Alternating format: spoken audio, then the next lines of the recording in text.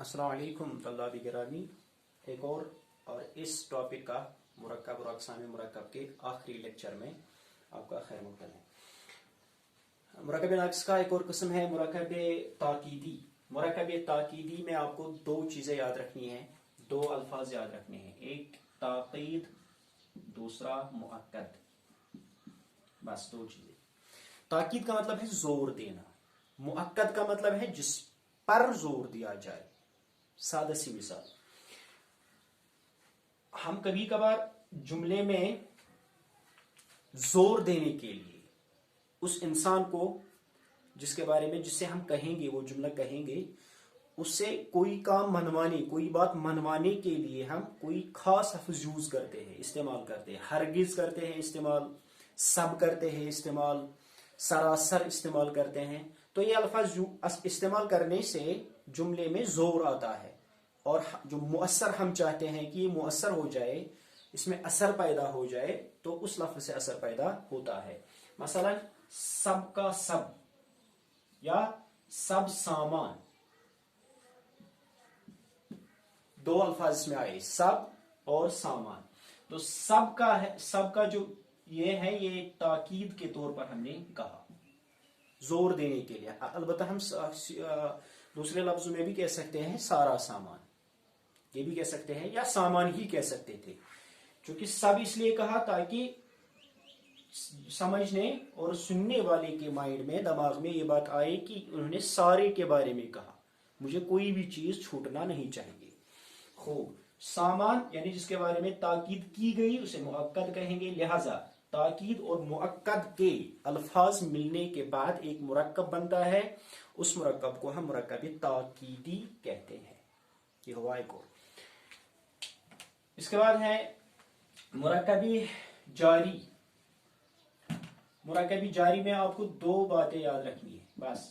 हर एक मुरक्कब जो है इसमें आपको दो दो बातों पर जोर देना है, क्योंकि मुरक्कब बनता है दो दो बातों पर आपको जोर देना पड़ता है। एक जार, दूसरा मजरूर। जार आपको पता है, जार अस्मा को मिलाता है, एक लफ्ज है।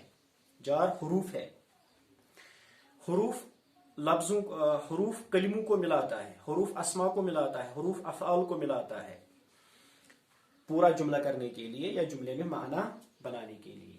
जार भी एक हुरूफ है जो अस्मा को मिलाता है या अस्मा और अफ़आल को मिलाता है। मजरूर यानी जिसको मिलाए, जिन अस्मा को मिलाए। सिंपल सी बात है।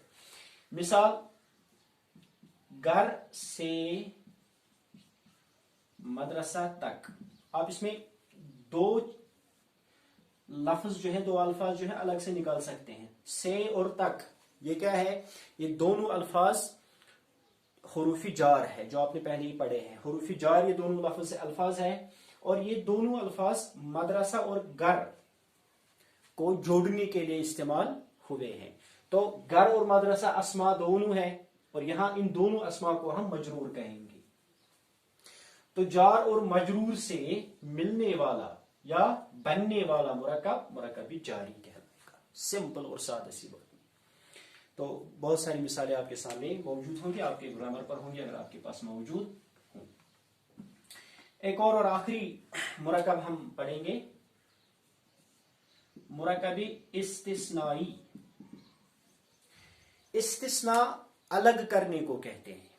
अलग का मतलब है एक जमात से किसी इंसान को अलग करना, उसको कहेंगे मुस्तस्ना होना।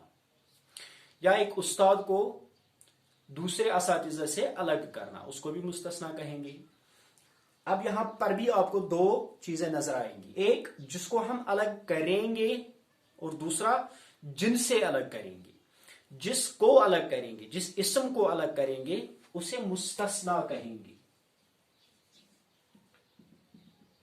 और जिसको अलग करेंगे उसे मुस्तस्ना मिन कहेंगे।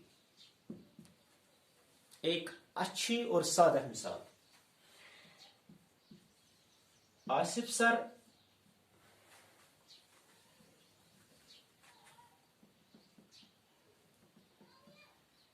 के बगैर सारे असातिज़ा गैर हाजिर थे।